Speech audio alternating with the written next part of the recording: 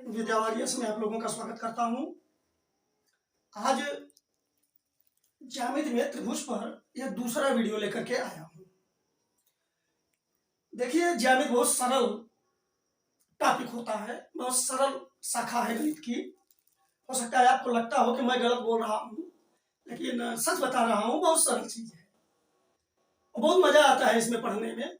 अब होता है क्या कि छात्र अक्सर इससे दूर भागते हैं और जब पढ़ाई करते रहते हैं तो बिल्कुल दूरी बना के चलते हैं।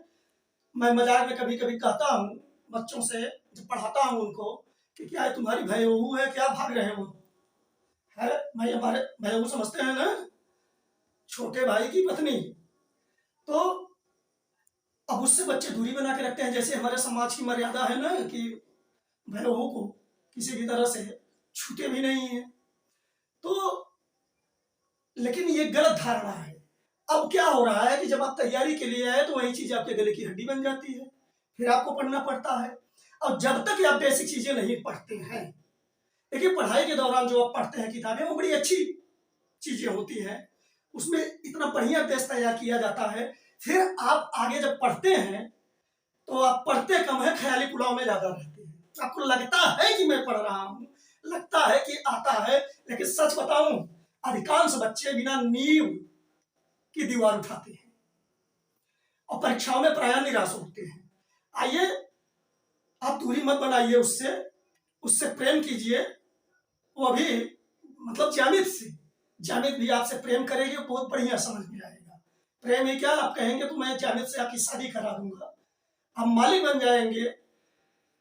आप अगर पूरा वीडियो धैर्य से देख सकते हैं तो स्वागत करता हूं मैं। आप देखिए और देखने के बाद आप कम समय में कितना रिजल्ट पाते हैं, कितना सीखते हैं, उसका मूल्यांकन खुद करिए। और तब अगर आपकी इच्छा हो तो हमसे जुड़े रहिए। और जुड़ने के लिए आपको क्या करना पड़ेगा आप जानते हैं, औरों को जोड़ना चाहें तो क्या करना पड़ेगा आप जानते हैं। आइए हम शुरू करते हैं।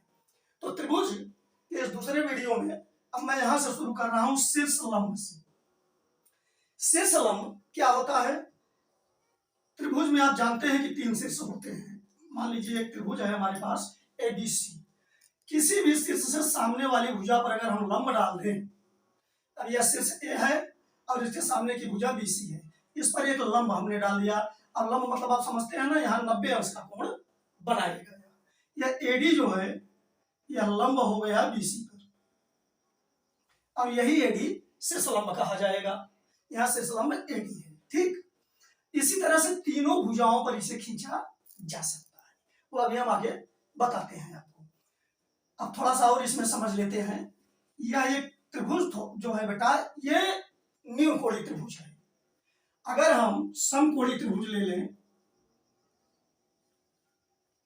ABC, अब आपसे कहूं कि A पर लंब डालिए, A से BC पर लंब डालिए, तो यह स्वयं लंब है, यानी यहां यही शीर्ष लंब बन जाएगा। अलग से आपको कुछ खींचने की जरूरत नहीं है। देखिए स्वयं यहाँ 90 अंश का कोण बना रहा है। मतलब A से अगर आप लंब डालेंगे AB, तो वह यही AB ही शीर्ष लंब हो जाएगा BC का, ठीक। इसी तरह से अगर BC आप डालें, C से लंब डालें, तो यह CB लंब हो जाएगा AB पर, इस तरह से, ठीक। अब एक और गुंजाइश है कि यहां से आप एक लंब यहां डाल सकते हैं। मान लीजिए BD, तो यह BD लंब हो जाएगा AC पर, ठीक। 3 शीर्ष लंब हो गए इसके, लेकिन इसके लिए आपको तीनों शीर्ष लंब अलग से लाने पड़ेंगे, इस तरह से, ठीक।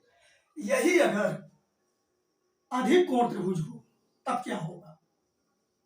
अब यहां आप गौर कीजिए। मान लीजिए त्रिभुज ABC है, अब आप शीर्ष लंब खींचेंगे तो बाहर आ जाएगा। A से अगर BC पर खींचेंगे तो बाहर आ जाएगा, अंदर नहीं जा सकता बेटा। यहाँ 90 अंश का कोण बनना चाहिए, और सीधे आप गिराएंगे उसे ऊर्ध्वाधर नीचे की ओर, यहाँ माने यह बाहर आ जाएगा। तो लेकिन यह BC पर ही लंब कहा जाएगा, यानी AD लंब है BC पर। इसी तरह से आप और भी खींच सकते हैं। अगर यहां से खींचना चाहेंगे तो यह भी बाहर आ जाएगा, इस तरह से, ठीक है। यह भी, और यहां से खींचना चाहेंगे तो यह यहां जाएगा। मतलब इस पर लंब हो जाएगा BD। डी अगर आप मान चुके हैं तो कुछ दूसरा मान लीजिए, यानी यहाँ AD लंब है BC पर, यह BE लंब है, और यहाँ कुछ मानना चाहें तो P मान लीजिए CP है, यह लंब है AB पर, माने BE लंब हुआ AC पर और CP लंब हुआ इस पर, AB को आगे बढ़ाने पर काट रहा है तो AB पर, इस तरह से हमने कंडीशन बता दिया, आपको यह जानना चाहिए।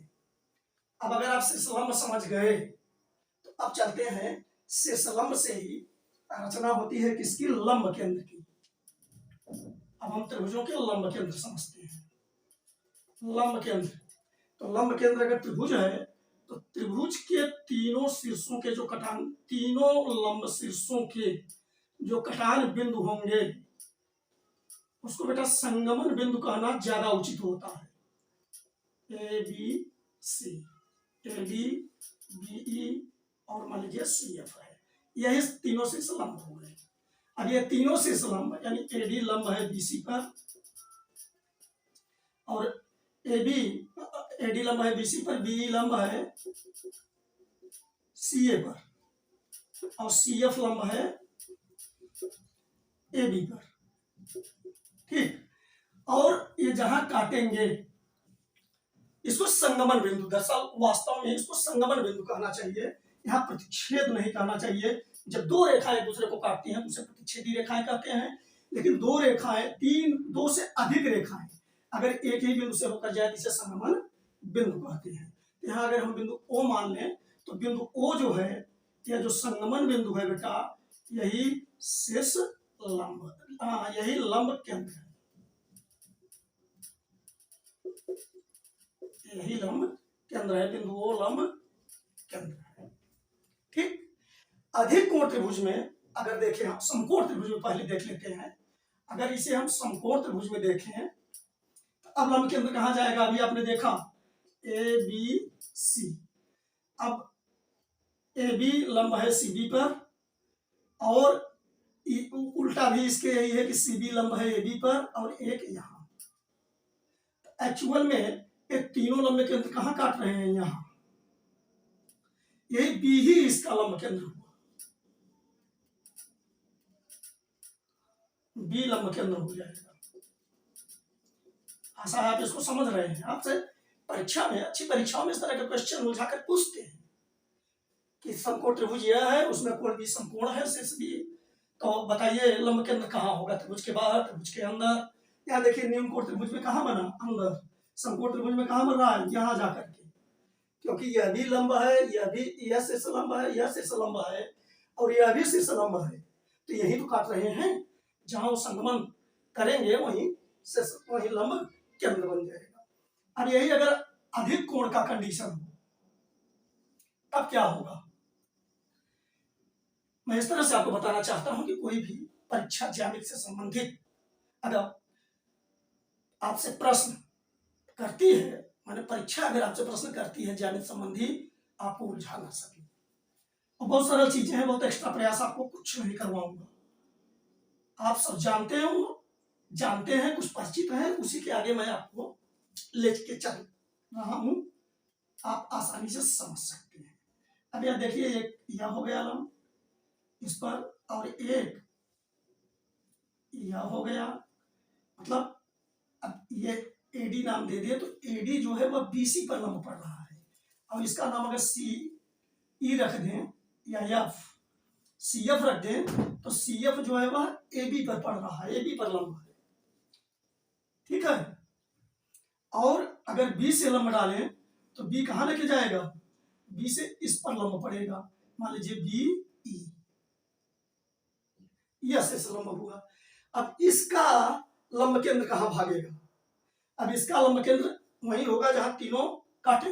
अब कहाँ काटेंगे, इसको और आगे बढ़ाइए, इसको इधर आगे बढ़ाइए, और इसको और आगे ले आइए, तो यहां जाके काटेंगे, यहां बिंदु बनेगा, मान लीजिए। तो यह यहाँ शीर्ष लंब केंद्र जो होगा इसका बेटा, इस वाले चित्र में यह लंब केंद्र O होगा।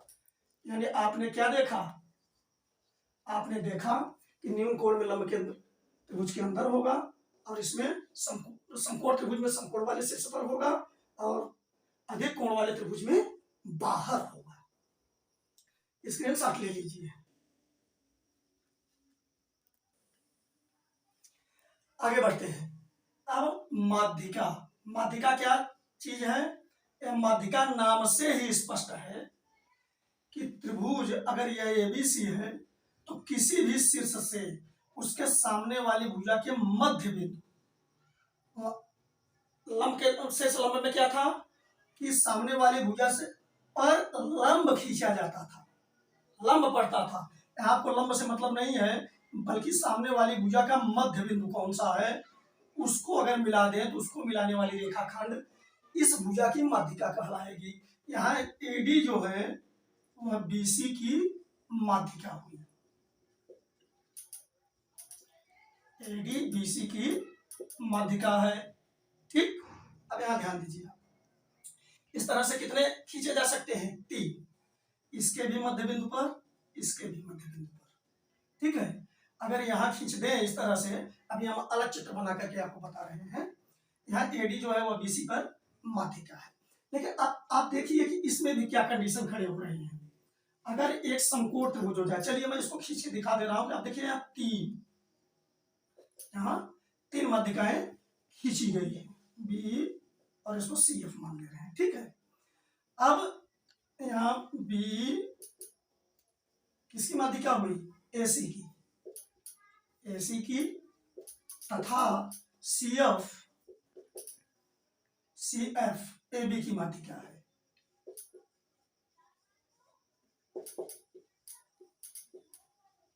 अगर यह न्यून कोण त्रिभुज था तो माध्यिका कहाँ जा रहा है? माध्यिका कहाँ एक दूसरे को काट रहे हैं परस्पर, तो ये संगमन बिंदु हो जाएगा। और इस माध्यिका को जी से, जहां काटते हैं ये, जहां इनका संगमन होता है उसे जी से दिखाते हैं, इसी को केंद्रक कहते हैं। उसके बारे में हम समझा रहे हैं, ये बहुत महत्वपूर्ण टॉपिक चल रहा है, इससे आपके परीक्षा में प्रश्न बनता है। अब यही अगर मान लीजिए आप समकोण त्रिभुज है ए बी सी, अब आप माध्यिका खींचिए। अब आप माध्यिका खींचेंगे तो इसकी भी माध्यिकाएं अंदर ही रहेंगी। आप ध्यान दीजिए, ये भ्रम आपको ना हो, इसलिए मैं माध्यिका में भी समझा दे रहा हूं जिस तरह से शेषलंब में समझाया। यहाँ आप ए डी बी और सी एफ मान लीजिए माध्यिकाएं हैं, सामने वाली भुजा के मध्य बिंदु को मिलाएंगी ये। ठीक है, शेष से, सामने वाले शेष से। अब देखिए यहाँ भी यह जी अंदर ही होगा। ठीक है, अगर यह अधिक कोण का रूप ले ले, अधिक कोण त्रिभुज हो जाए, तब भी चूंकि सामने वाली भुजा के मध्य बिंदु को ही तो मिलाना है, तो इनको अंदर से ही जाना पड़ेगा। ठीक है, इसलिए केंद्रक जब भी होगा वह अंदर ही होगा त्रिभुज के। ठीक, ये तीनों माध्यिकाएं हैं। अब हम केंद्रक इसी समय केंद्रक पढ़ा देते हैं, और यह महत्वपूर्ण टॉपिक है केंद्रक। केंद्रक क्या है? माध्यिकाओं का संगमन बिंदु। केंद्रक को एक और नाम देते हैं गुरुत्व केंद्र। एक गुरुत्व केंद्र किस बेस पर बनता है, किस केस में बनता है, बता रहे हैं। तो माध्यिकाओं का कटान बिंदु, संगमन बिंदु क्या कहलाएगा? केंद्रक या गुरुत्व केंद्र। इस टॉपिक पर बहुत गौर से देखिए, काफी चीजें इसमें बताई जाएंगी। अब मान लीजिए कोई त्रिभुज है, यह माध्यिका, चलिए तीनों की पहले मैं माध्यिका खींच दे रहा हूं, और ये एक ही बिंदु से होकर जाएंगी, ऊपर भी हमने बताया। अब ए बी सी त्रिभुज है मान लीजिए, और ए डी बी सी की माध्यिका है, और बी ई ए सी की माध्यिका है, और सी एफ ए बी की माध्यिका है, और इनका संगमन बिंदु जी है, कि यही गुरुत्व केंद्र होगा। यानी ए डी, यहां मैं लिख दे रहा हूं कि ए डी बी और सी एफ माध्यिकाएं हैं, अब केंद्रक, आप देखिए केंद्रक जो है केंद्रक जी है, यहाँ केंद्रक जी है, ठीक है। इसी तरह से सब में होगा। अब केंद्रक बिंदु जी है, अब इसे गुरुत्व केंद्र भी कब कहेंगे यह भी आप समझ लीजिए। अगर मान लीजिए एक आकृति है त्रिभुज की, ठीक है, किसी समतल पर बना हुआ है, इसमें कोई भार तो नहीं है, तब यह उस कंडीशन में यहाँ केंद्रक कहलाएगा। केंद्रक उस तरह से भी कहा जा सकता है, अगर कोई ठोस आकृति भी हो, उसमें कोई आपको क्या कहते हैं संकोच नहीं करना है, कोई दिक्कत नहीं महसूस करनी है, लेकिन गुरुत्व केंद्र कब आएगा, जब उस त्रिभुज में भार हो, क्योंकि गुरुत्व केंद्र भार से संबंधित है, द्रव्यमान से संबंधित है। जब द्रव्यमान होगा तो भार होगा, तो पूरा का पूरा भार उस त्रिभुज का। अब जैसे मान लीजिए कि कोई गत्ता काट लेते हैं आप, या किसी लोहे के टुकड़े का त्रिभुज जो है लोहे के चादर से आप एक त्रिभुज काट ले, तो आप देखेंगे, आप जीवन में अनुभव किए होंगे कि आप उस त्रिभुज को चाहे तो किसी कोई एक ऐसा बिंदु मिलेगा आपको ढूंढने पर, जहां आप चाहें तो पेन की नोक से अगर उसको चाहे तो पूरे त्रिभुज को ऐसे संभाल सकते हैं, पूरे त्रिभुज को संभाल सकते हैं। इसका मतलब हुआ कि उसका पूरा भार वहां काम कर रहा है उस बिंदु पर। तो जब भार जिस बिंदु पर काम करेगा पूरा का पूरा, वह गुरुत्व केंद्र कहलाएगा, और वह भी वही होता है जहां केंद्र होता है। यानी यही इसीलिए जी से भी दिखा दिया इसको हमने, गुरुत्व केंद्र के ही कारण, ठीक है, ग्रेविटेशनल जो सेंटर बनेगा। अब इससे संबंधित सवाल कैसे आते हैं, ये बहुत महत्वपूर्ण बात है। ध्यान दीजिए कि ये जो माध्यिकाएं होती हैं, इनको बिंदु जी दो संबंधे एक के अनुपात में काटता है। बहुत बढ़िया है यह प्रॉपर्टी, यह विशेषता बहुत बढ़िया है, इसको आप ध्यान से देखिए, ठीक है। और इसी तरह से अब ये दो एक लिखने का मतलब यह हुआ कि यह बिंदु जी एडी को, यहाँ एजी जो है यह दो भाग हुआ और यह एक भाग एडी, यानी कुल मिलाकर अगर तीन भाग समझे तो दो हिस्सा एजी होगा और एक हिस्सा जीडी, और उसी तरह से दो हिस्सा बीजी होगा, एक हिस्सा जीई, इसी तरह से दो हिस्सा जीसी होगा, एक हिस्सा जीएफ। यानी हमने सीखा कि गुरुत्व केंद्र मध्यिकाओं को दो संबंधे एक के अनुपात में बांटता है। यह बहुत ही विशिष्ट विशिष्टता है इसकी, आपको तैयार रखना है। यानी एजी संबंधे जीडी, यहां आप देखते रहिए, एजी संबंधे जीडी बराबर बीजी संबंधे जीई बराबर सीजी संबंधे जीएफ, सीजी संबंधे जीएफ यह बराबर होता है दो संबंधे एक के। यानी दो भाग जो शीर्ष और जी के बीच की दूरी होगी वह दो भाग होगा, और भुजा और शीर्ष के बीच की जो दूरी होगी, जी की दूरी होगी, वह एक भाग होगा। यानी कुल मिलाकर के यह तीन भाग बनेगा। आइए अब देखते हैं कि इस पर सवाल किस प्रकार से परीक्षा में किया जाता है। पहले तो केंद्रक क्या होता है यह भी सवाल होता है, और दूसरा इस पर इसकी विशेषता पर सवाल आता है। अब मान लीजिए कि एक चित्र मैं यहाँ ले रहा हूं आपको समझाने के लिए, और प्रश्न बनाऊंगा इस पर, और आप सारे प्रश्नों को देखिए। बस इससे ज्यादा प्रकार नहीं बन सकता जितना बता रहे हैं। कोई भी प्रश्न इससे संबंधित करेंगे तो वह उसी में से होगा जो हम आपको समझा दे रहे हैं। ए बी सी डी मान लीजिए, यहाँ हम एक प्रश्न शुरू करेंगे अलग से। तो मान लीजिए ABCD, ABC है, ABC में मध्यिका AD BE और CF है, और यहाँ G गुरुत्व केंद्र होगा। अब अगर दे दे कि AD की लंबाई, आपने देखा कि दो यह एक यह, दो एक दो एक।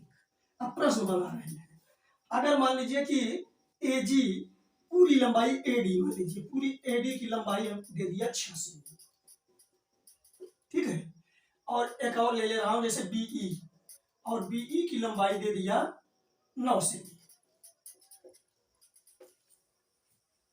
ठीक।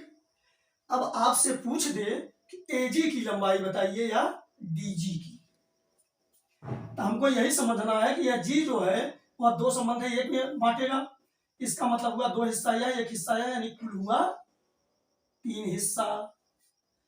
तो आपको करना क्या है, अगर आप एजी की लंबाई निकालना चाहते हैं तो एजी बराबर, अब देखिए यह पूरा 3 हिस्सा है और इसकी लंबाई कितनी है 6, 3 भाग है और लंबाई 6 है, इसका मतलब एक भाग कितना लंबा है 2 सेमी। 3 भाग अगर 6 सेमी लंबा है, ये 3 भाग है 2 और 1 3, 6 सेमी लंबा है, एक भाग कितना होगा 2। आप कैसे निकालेंगे, 6 बटे पूरा भाग का जोड़ कर लीजिए, 2 1 3, क्योंकि पूरे की लंबाई 6 है तो भागे 3 अगर कर देंगे एक भाग कितना लंबा है आ जाएगा। ठीक, अब एक भाग की लंबाई आ गई तो एजी निकालना है, एजी की लंबाई, तो एजी 2 भाग है तो 2 का गुणा कर दीजिए इसमें, तो ये 3 दूनी 6 हो जाएगा और 2 दूनी 4 सेमी, यानी एजी 4 सेमी हुआ। ठीक, इसी तरह से अगर आपसे डीजी पूछ रहा है, डीजी, तो डीजी एक भाग है, अब पूरा 3 भाग कितने के बराबर है 6 के, एक भाग कितने के बराबर होगा 2 के, तो 6 बटा 3 किए और एक भाग है तो एक का गुणा कर लीजिए, ना कर लीजिए कोई दिक्कत नहीं, ये आ गया 2 सेमी, यानी इतना हुआ 2 सेमी, इतना हुआ 4 सेमी, पूरा हुआ 6 सेमी। ठीक, इसी तरह से आप बीई के केस में भी निकाल सकते हैं। अगर आपको बीजी निकालना है तो पूरी लंबाई है 9, अब 3 हिस्सा 9 सेमी के बराबर है तो एक हिस्सा 9 बटा 3 हो जाएगा, अब 2 हिस्सा जो है इसी में 2 का गुणा कर दीजिए, 3 का 9, 3 दूनी 6 सेमी, यह बन जाएगा। इसी तरह से जी अगर आपको निकालना है तो जी निकालना है तो वह एक हिस्सा है तो 9 भागे 3, एक हिस्से की लंबाई आ जाएगी, एक का भाग करिए और यह 3 का 9 सेमी, यानी 3 इतना 3 हुआ, इतना 6। इसी तरह से सी एफ भी दिया रहे तो सी एफ का भी आप निकाल सकते हैं। ठीक, आशा है आप इसको समझ रहे हैं। अब दूसरा प्रश्न लेते हैं कि और किस टाइप का प्रश्न बन सकता है। कभी कभी आपको भ्रमित करेगा कि एडी और एडी ले लेगा, पूरा एडी लेकर के एजी का संबंध देख लेगा। ठीक है, तो अगर एडी और एजी का हम संबंध देखें तो एडी अगर एडी 3 होगा तो एजी 2 होगा, एडी संबंध है एजी अगर देखें तो कितना हो जाएगा 3 संबंध है 2। अगर आपसे कभी अनुपात पूछ रहा है तो इसी तरह बताएंगे। ठीक है, अगर एजी, अब अगर जीडी से संबंध पूछ रहा है पूरे एडी का, एडी संबंध है जीडी, अब एडी कितना हुआ 3, जीडी कितना हुआ 1, इनकी लंबाइयों में भी इस तरह से अगर अनुपात पूछ रहा है तो इस तरह से आप बना लेंगे, बहुत सरल है। ठीक, अब प्रश्न कैसे करेगा, इसमें यह प्रश्न करेगा, यहाँ आप देखिए कि एडी लेकर के एजी और जीडी की लंबाई हमने ज्ञात किया। ठीक, अब यहाँ एजी दे दे और जीडी दे दे या केवल एजी दे दे और आपसे एडी पूछ ले, तो मैं उसका एक अलग प्रश्न बना रहा हूं, इसको तो आप अलग से समझ लीजिए कि जैसे ये जानकारी के लिए आपको दे दे रहा हूं। अब प्रश्न बना रहा हूं, अब मान लीजिए कि हमसे कह रहा है, आप लंबाई वही लेके चलिए एडी 6, अगर आपसे कह रहा है कि एजी बराबर 4 सेमी, एजी 4 सेमी, तो एडी और डीजी ज्ञात कीजिए, तो आप तुरंत दिमाग लगाइए कि एजी और जीडी में तो 2 संबंध है, 1 का अनुपात है, यानी ये 2 हिस्सा होगा तो यह 1 हिस्सा आएगा समझ में, यानी एजी का आधा होता है जीडी। ठीक, तो अगर यह 4 है तो इसका आधा या 2 हो गया, बात खत्म, आएगा समझ में नहीं, तो एजी अगर 4 है तो जीडी इसका आधा हो गया, 4 बटे 2 बराबर 2 सेमी। अब अगर आपसे एडी पूछ रहा है तो इसी में जोड़ दीजिए, एडी बराबर 4 2 6 सेमी, फिर वहीं पा गए आप, कोई दिक्कत नहीं होनी चाहिए दिक्कत। और वैसे भी आप हल कर सकते हैं कि अगर यह 4 है तो 2 हिस्सा 4 होता है, तो 2 हिस्सा 4 है तो 1 हिस्सा 2 होगा, और यह पूरा 3 होता है तो 3 हिस्सा 6 होगा। आप ऐसे भी दिमाग लगा सकते हैं, बहुत व्यवहारिक ढंग से आप इसको हल करिए, बहुत मैथमेटिकल उलझन मत बनाइए। ठीक है, चलिए, अब आशा है कि यह समझ में आ गया आपको अच्छी तरह से, और इसकी प्रॉपर्टी ये जो है आप जरूर तैयार रखेंगे परीक्षा के लिए। ठीक, आप अब इतने प्रकार से प्रश्न कर सकते हैं, उसको हमने समझा दिया। एडी के संदर्भ में यहाँ समझाया, तो इसी तरह से सी एफ बी सबके लिए वही होगा। इसका स्क्रीनशॉट ले लीजिए, फिर आगे बढ़ते हैं। आगे बढ़ते हैं, अब समझते हैं कोणार्धक के बारे में। बहुत ही महत्वपूर्ण चीजें बताई जा रही हैं, इनको आप ध्यान से देखिए। कोणार्धक के बारे में चलते हैं। कोणार्धक क्या है? मान लीजिए कोई कोण है ए बी सी, ठीक। अब इसको अगर दो बराबर भागों में बांट दें तो जो रेखा बांटेगी वही कोणार्धक है। अब बांटने के लिए इसको क्या करते हैं, ऐसे एक चाप लगाते हैं बी को केंद्र मान करके, और फिर वही दूरी लेकर के यहाँ एक यहाँ से एक यहाँ से काट देते हैं, उसको मिला देते हैं, यही होता है। अब ये अपने आप इसको दो बराबर भागों में बांट देगा। तो बीडी हुई कोणार्धक, यानी कोण ए बी सी का कोणार्धक अर्धक बीडी है। अब इसकी विशेष बात क्या है? कोणार्धक का अगर पर कोई बिंदु P ले लें और P से लंब डालें, मान लीजिए पी एम, और P से इस पर लंब डालें पी एम, आप ध्यान दीजिए, तो जितना पीएम होगा उतना ही पीएन होगा। यानी कोणार्धक के, ये कोणार्धक बीडी है ना, इसके किसी भी बिंदु से कोणों को बनाने वाली जो भुजाएं हैं या किरणें हैं, इस पर लंब डाला जाए तो वे समान लंबाई की होती है। यानी कोणार्धक के किसी बिंदु से दोनों भुजाओं की दूरी समान होगी, जो कोण बनाते हैं उनकी दूरियां समान होगी, क्योंकि दूरी हमेशा न्यूनतम दूरी ली जाती है लंब में। जैसे आपको किसी सड़क के पास खड़े हो और सड़क की दूरी देखनी हो तो आप कैसे देखेंगे? लंबवत, ऐसे दूरी नापेंगे, सड़क कितनी दूर है, ऐसे नहीं, सड़क तो बहुत दूर तक गई है तो ऐसे नहीं नापते कि इतनी दूर है, ऐसे नापते हैं। उसी तरह से अब यहाँ आपको जो मेन बात है वो क्या समझनी है, मुख्य बात, पीएम बराबर, यहाँ देखिए हम लिख दे रहे हैं कि पीएम लंब है बीसी पर और पीएन लंब है एबी पर। अब मुख्य बात जो है बेटा वह यह है कि पीएम बराबर पीएन, ये महत्वपूर्ण बात है कि जितना पीएम होगा उतना पीएन।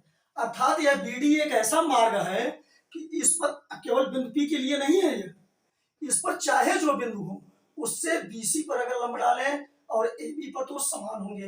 अर्थात इस कोणार्धक के किसी भी बिंदु से बीसी और एबी की दूरी बराबर होगी। ये ऐसा मार्ग है बीडी, इस पर आप चलते रहिए और बताइए कि मैं कोई अन्याय नहीं कर रहा हूं, मैं एबी और बीसी से समान दूरी पर चल रहा हूं। अब आप समझ गए, ठीक। अब कोणार्धक जब आप समझ गए तो एक महत्वपूर्ण टॉपिक आपको और आप जान सकेंगे, वह है अंतः केंद्र, या इसे हम अंतःवृत्त का केंद्र भी कहते हैं। जब यह कोणार्धक किसी त्रिभुज के संदर्भ में आएगा, आप ध्यान से देखिए, यह कोणार्धक किसी त्रिभुज के संदर्भ में लें, थोड़ा और बड़ा बना लेते हैं इसको, तो आप देखेंगे कि तीन कोण हो गए त्रिभुज में, और तीनों का अगर हम अर्धक खींचे, कोणार्धक जैसे भी खींचना बताए, या कोण बी को अर्धित करके जा रही है रेखा, या मान लीजिए कोण सी को और यह कोण ए को, इनकी खासियत यह होती है कि ये एक ही बिंदु से होकर जाएंगे। जैसे आपने देखा शेषलंब एक ही बिंदु से होकर जाते हैं, माध्यिकाएं एक ही बिंदु से होकर जाती हैं, उसी तरह से कोणार्धक भी एक ही बिंदु से होकर जाते हैं। और यह मान लीजिए बिंदु ओ पर काट रहा है, ये काट रहे हैं, तो अब क्या होगा? अब आप देखिए, जो विशेषता यहाँ पर है उसी पर मैं यहाँ तर्क कर रहा हूं। अगर बिंदु ओ से मैं एक लंब डाल दूं ओ एम, यहां से एक लंब इस पर डाल दूं ओ एम, यहां से एक लंब डाल दूं, चलिए पी लिख दे रहा हूं। अब आप देखिए कि कोण बी का अर्धक क्या हुआ, बीओ, यानी बिंदु ओ कहां है? अर्धक, कोणार्धक पर। जैसे यहां बिंदु पी था, अगर ओ कोणार्धक पर है तो आपने क्या देखा कि पीएम अगर लंबा है, पीएन लंबा है, तो पीएम बराबर पीएन, इसी तरह से ओएम बराबर ओपी। ठीक, अब अगर कोण सी का अर्धक ले लें तो आप देखेंगे ओएम बराबर ओएन। ठीक, इसी तरह से कोण ए का अर्धक लें, इसी नियम से बिंदु ओ जो है कोणार्धक पर है, तो ओ एन बराबर ओपी। इसका मतलब हुआ ओ एम बराबर ओ एन बराबर ओपी, ओ एम बराबर ओ एन बराबर ओपी। ठीक है, और यही केंद्र, यही जो बिंदु ओ है, अब इसे अंतः केंद्र क्यों कहेंगे अभी समझा रहे हैं।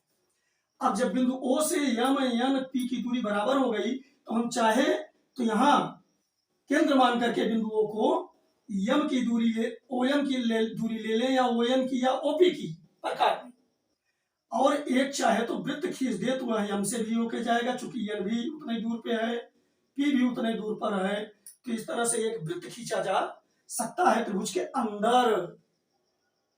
अब त्रिभुज के अंदर एक वृत्त खींचा जा सकता है जो यम एन पी पर भुजाओं को स्पर्श करेगा।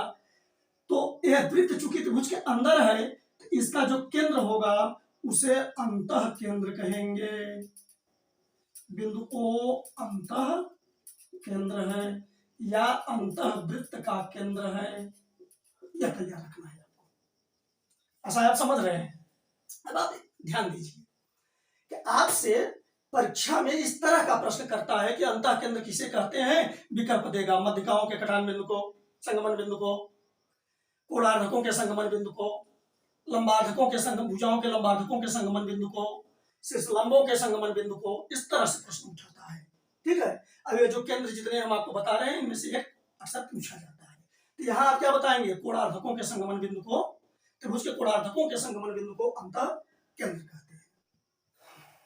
देखते हैं आगे। हाँ, अब इसको आप समझ गए अंतः केंद्र। अब अगला पॉइंट लेते हैं, लंबार्धक। लंबार्धक को एक नाम और देते हैं, लंब समद्विभाजक। अब यह लंब समद्विभाजक या लंबार्धक क्या है? आपने यह पढ़ा होगा कि अगर हम कोई रेखाखंड ए बी ले लें और ए को केंद्र मानकर आधे से अधिक दूरी लेकर के एक चाप लगाएं दोनों ओर, और वही दूरी लेकर के बी को केंद्र मानकर चाप लगाएं, इनको मिला दें, यह बिंदु सी जैसे है, तो यह लंबार्धक बन जाएगा। अगर इसका नाम यमयन दे दें, तो यह यमयन जो है वह ए बी का लंबार्धक है। अब इसे लंबार्धक क्यों कहा गया?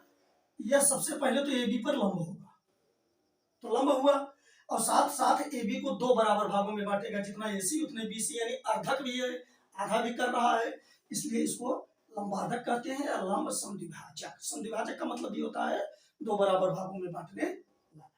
अब इसकी क्या खासियत होती है, ध्यान दीजिए। अगर इस पर कोई बिंदु P ले ले, तो यह बिंदु P जो है A और B से समान दूरी पर हमेशा रहेगा। जैसे वहां आपने देखा कि कोणार्धक में समान दूरी पर होता है। ठीक है, माने कोणार्धक के किसी बिंदु से कोणों को बनाने वाली भुजाओं की दूरी समान होती है, उसी तरह से लंबार्धक के किसी बिंदु से रेखाखंड के दोनों शीर्षों की दूरी समान होती है, दोनों छोरों की दूरी समान होती है। यानी यहां आप देखिए पी ए बराबर पी बी, यह महत्वपूर्ण पॉइंट है।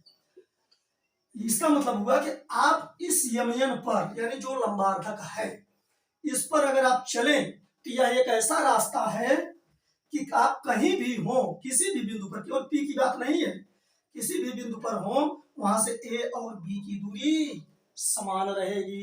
यानी आप इस रास्ते पर चलिए और चैलेंज कीजिए कि हम अगर यमयन पर चल रहे हैं या लंबार्धक है तो हम अन्याय नहीं करेंगे, हम ए और बी से समान दूरी पर हैं।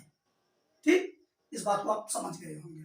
अब आइए इसी के आधार पर आगे बढ़ते हैं, 8वां पॉइंट लेते हैं, और यह भी अब आपको जानना है, परिकेंद्र। परिकेंद्र को परिवृत्त का केंद्र भी कहते हैं। अब यह परिकेंद्र क्या होता है? परिकेंद्र क्या है? अब यह परिकेंद्र, अब ध्यान दीजिए, यही अगर भुजाओं के लंबार्धक खींचे जाएं, जैसे मान लीजिए त्रिभुज ए बी सी है, अब यहाँ मैं BC का लंबार्धक खींच दे रहा हूं, ठीक, AC का लंबार्धक खींच दे रहा हूं, ठीक, और AB का लंबार्धक खींच दे रहा हूं। अब ये भी एक ही बिंदु से होकर जाते हैं, यानी संगमन बिंदु इनका प्राप्त होता है, और वह संगमन बिंदु मान लीजिए है O, ठीक। वैसे यहाँ आप देखिए अंतःकेंद्र को I से भी दिखाते हैं, इन सेंटर, और यह जो है परिकेंद्र है, ठीक है। अब अगर इसको, अब यहाँ इसकी क्या खासियत है, इसको आप ध्यान से देखिए। ये जो काट रहे हैं लंबार्धक काट रहे हैं, और यहाँ आपने क्या देखा लंबार्धक की विशेषता कि लंबार्धक पर अगर आप हैं तो आप दोनों जिस रेखाखंड का या लंबार्धक है उसके दोनों सिरों से समान दूरी पर रहेंगे। अब वही चीज यहाँ देखिए, अगर BC का लंबार्धक यह है तो इसी पर तो बिंदु O भी है। इसका मतलब हुआ कि जितनी दूरी, अब ध्यान दीजिए, OB की होगी उतनी ही दूरी OC की होगी। और अब फिर आ जाइए कोण C ले लीजिए, तो कोण C का लंबार्धक यह है, इस पर बिंदु O है, इसका मतलब जितना OC होगा उतना ही OA होगा। इसका मतलब हुआ OA बराबर OB बराबर OC, OA बराबर OB बराबर OC। अब जब OA बराबर OB बराबर OC हुआ तो इसका मतलब हुआ O को अगर केंद्र मान लें और एक OA की दूरी ले लें, या OB की या OC की, तीनों बराबर होंगे, तो एक वृत्त खींचा जा सकता है ऐसे, जो तीनों शीर्षों से होकर जाएगा, जो तीनों शीर्षों से होकर जाएगा। यहाँ याद देखिए वृत्त अंदर बना है त्रिभुज के, तो उसके केंद्र को अंतः केंद्र कहा, और यहाँ बाहर बना है। आप जानते हैं परिशब्द तब लगता है जब बाहर से कोई चारों ओर से चीज घेरे रहती है, तो इसका मतलब हुआ यह परिवृत्त हुआ, चारों से घेरे हुए परिवृत्त। तब इसके केंद्र को परिकेंद्र कहेंगे, यानी केंद्र O परि केंद्र। आशा है इसको भी आप अच्छी तरह से समझ लिए। आप इसके साथ ले लीजिए, आगे बढ़ते हैं। चलिए परिकेंद्र से संबंधित एक छोटी सी बात और समझ लेते हैं। अगर न्यून कोण त्रिभुज है, अब ध्यान देखिए, तो ये जो लंबार्धक होते हैं तीनों के, ये आप लंबार्धक कहीं भी इस तरह से बन जाए, उससे आप ये चाहे जहां काटे उससे आप परेशान ना हो। ये लंबार्धक इसका हुआ, और इसका लंबार्धक मान लीजिए यह है, इसका लंबार्धक यह है, तो जो ये सेंटर बनेगा, यह सेंटर जब भी बनेगा तो अंदर ही बनेगा त्रिभुज के। अगर यह न्यून कोण त्रिभुज है तो अंदर ही बनेगा, ठीक, यानी O परिकेंद्र अंदर है। अगर यह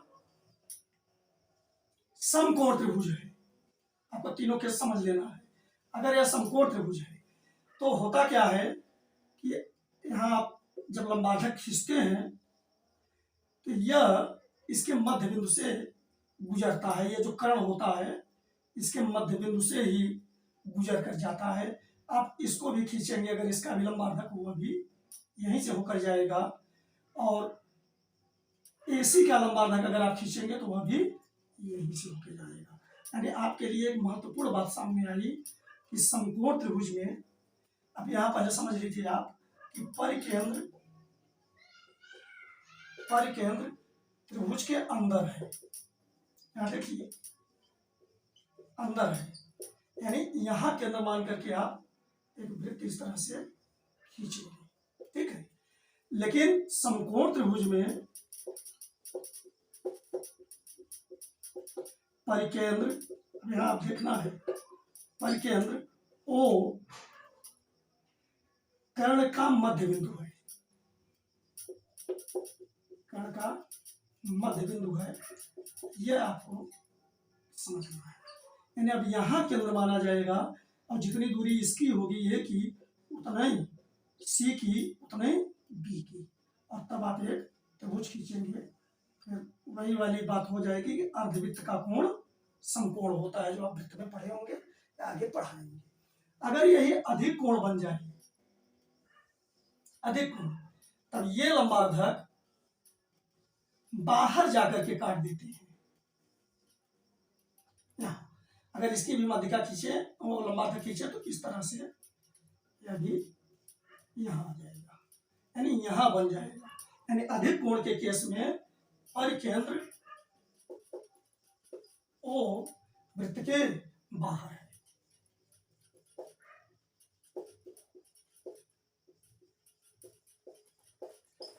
आशा है इस बात को भी आप समझ गए। अब आप चाहे तो इस पर एक वृत्त इस तरह से खींच सकते हैं, रचना कर सकते हैं, या जगह नहीं है आप समझ लीजिए। ठीक, आइए एक और छोटी सी बात शुरू करते हैं। अगर एक समबाहु त्रिभुज का केस है, समबाहु त्रिभुज है, तो अगर अब ध्यान दीजिए आप, समबाहु त्रिभुज में आपको पता है कि तीनों भुजाओं की लंबाई समान होती है। ठीक, अब अगर हम शीर्ष लंब खींचे इसका, तो वह भी मध्य बिंदु पर ही आता है। ठीक, अगर इसका शीर्ष लंब खींचे तो वह भी मध्य बिंदु पर आएगा। इस तरह से आप समझ लीजिए। और आपको मालूम है कि मध्य बिंदु पर आएगा तो यही माध्यिका भी होगी। कोणार्धक भी मध्य बिंदु पर ही आता है। कोणार्धक भी आके मध्य बिंदु पर यहां मिलता है तीनों भुजाओं के। लंबार्धक भी, ठीक है, और शीर्ष लंब भी। ठीक, तो इसका मतलब हुआ कि जो लंब केंद्र बनेगा, या और माध्यिका भी यही होगा चूंकि मध्य बिंदु पर है, तो यही लंब भी हुए, यही माध्यिका भी, यही शीर्ष लंब, यही कोणार्धक भी। ठीक, तो सबके सब देखिए ध्यान से, AD BECF, AD BECF क्या क्या है मालूम है? ये शीर्ष लंब भी है, शीर्ष लंब है, और यही, अब यहां मैं ऐसे कर दे रहा हूं, यही माध्यिकाएं भी हैं, यही केंद्रक भी हैं। अच्छा, यही माध्यिकाएं हैं और यही कोणार्धक भी हैं, और यही लंबार्धक भी हैं। अब जब तीनों यही हैं चारों, तो इनसे जो केंद्रक बन रहा था परिकेंद्रक, वो भी वही होंगे। यानी अगर बिंदु O मान ले, तो बिंदु O जो है, बिंदु O ही शीर्ष लंबों के कटान बिंदु को लंब केंद्र कहते हैं, तो यह लंब केंद्र भी है। ठीक, और यही माध्यिकाओं के कटान बिंदु को केंद्रक कहते हैं, तो यही लंब केंद्र भी है, यही केंद्रक भी है। ठीक, अब शीर्ष लंब भी हुए और ये माध्यिका। अब कोणार्धक भी वही काटेंगे, कोणार्धक भी हो जाएंगे। ठीक है, तो कोणार्धकों के कटान बिंदु को क्या कहते हैं? अंतः केंद्र। तो ये अंतः केंद्र भी हुए, और यही लंबार्धक भी बनेंगे। इसका मतलब हुआ कि यह परिकेंद्र भी है, यानी सबका सब एक ही बिंदु पर होते हैं, मतलब सब एक ही बिंदु पर संपाती होते हैं, यानी पढ़ते हैं। ठीक, इतनी बात आप समझ गए। अगर यही चीज समबाहु है, तब अगर समद्विबाहु है, तो इस केस में थोड़ा अलग बात होती है। इसमें शीर्षलंब जो भुजा बराबर होगी, जैसे ABC है, इसमें मान लीजिए AB बराबर AC, और अब जो भुजा बराबर है उससे जो शीर्ष बन रहा है, उससे सामने वाली भुजा पर लंब डाल दें या लंबार्धक डाल दें, तो यह उसके लिए लागू होता है, केवल BC के लिए और AD के लिए, और बाकी C से जो आप खींचेंगे या B से खींचेंगे उसमें लागू नहीं होगा। यानी यह AD जो है वो है, आप इसको शीर्ष लंब माध्यिका, कोणार्धक, लंबार्धक सब कह लीजिए, लेकिन किसका? बीसी का। यह कोणार्धक होगा, यानी यहां से खींचा गया तो इसको दो बराबर भागों में बांट देगा। कोणार्धक भी होगा, मध्य बिंदु पर गिरेगा, लंब भी होगा, यानी लंबार्धक भी हुआ और शेष लंब भी हुआ, और मध्य बिंदु पर है तो माध्यिका भी। आशा है इन बातों को आप समझ गए, स्क्रीनशॉट ले लीजिए।